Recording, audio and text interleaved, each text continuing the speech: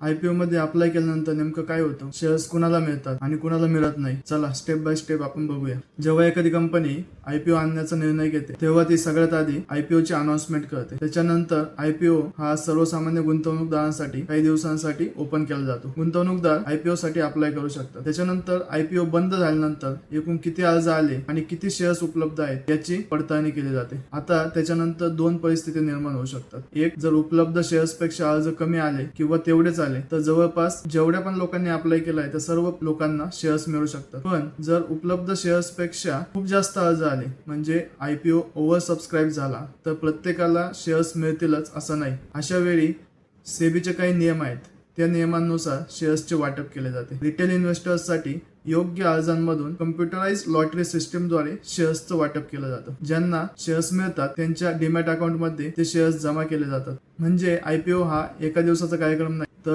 Announcement, apply, IPO बंद, शेअर्सचे वाटप, डीमॅट अकाउंट मध्ये शेअर्स, लिस्टिंग अशी संपूर्ण प्रक्रिया असते. पण डीमॅट अकाउंट मध्ये शेअर्स आल्यानंतर पुढे काय होतं, लिस्टिंग म्हणजे नेमकं काय हे आपण पुढच्या व्हिडिओमध्ये समजून घेऊ.